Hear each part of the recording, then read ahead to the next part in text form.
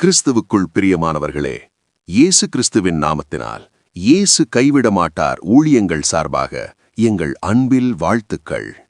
இன்று கர்த்தர் உங்களுக்கு கொடுக்கும் வாக்குத்தத்த வசனம், தேவனால் பிறப்பதெல்லாம் உலகத்தை ஜெயிக்கும், நம்முடைய விசுவாசமே உலகத்தை ஜெயிக்கிற ஜெயம். இந்த வசனம் நமக்கு ஒரு பெரிய உண்மையை சொல்லுகிறது. தேவனால் பிறந்தவர்களாகிய நாம் ஜெயிக்கவே பிறந்தவர்கள். உலகம் என்றால் என்ன? பாவம், பயம், சோதனை, தோல்வி, மன அழுத்தம், மனிதர்களின் விமர்சனம், இவை எல்லாமே உலகத்தின் தாக்கங்கள். பல நேரங்களில் இவை நம்மை தோற்கடிக்கிறது போல தோன்றலாம்.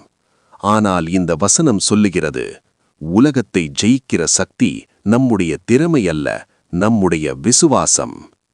விசுவாசம் என்றால் நான் பலவீனமானவன், ஆனாலும் என் தேவன் பலவானவர் என்று நம்புவது. சூழ்நிலை மோசமாக இருந்தாலும் கடைசியில் தேவன் என்னை உயர்த்துவார் என்று நம்புவது. விசுவாசம் இருக்கும்போது பயம் தைரியமாக மாறும், கண்ணீர் சாட்சியாக மாறும், தோல்வி வெற்றிக்கான படிக்கட்டாக மாறும். நாம் உலகத்தை ஜெயிக்கிறோம் என்றால் எப்போதும் பிரச்சனை இல்லாமல் வாழ்வதல்ல, பிரச்சனைக்குள் இருந்தாலும் உடையாமல் நிற்பதே உண்மையான ஜெயம். இன்று உங்களிடம் ஒரு கேள்வி, உங்கள் வாழ்க்கையில் உலகம் உங்களை அழுத்துகிறதா?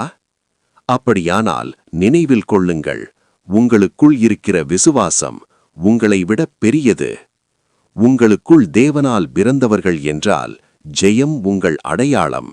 ஏனெனில் நம்முடைய விசுவாசமே உலகத்தை ஜெயிக்கிற ஜெயம். ஆமேன். இந்த வார்த்தை உங்களுக்கு பிரயோஜனமாக இருந்தால் அனைவருக்கும் தெரியப்படுத்துங்கள். அனைவரும் நமது யூடியூப் சேனலை சப்ஸ்கிரைப் செய்யுங்கள். கர்த்தர் தாமே உங்களை ஆசீர்வதிப்பாராக. ஆமேன்.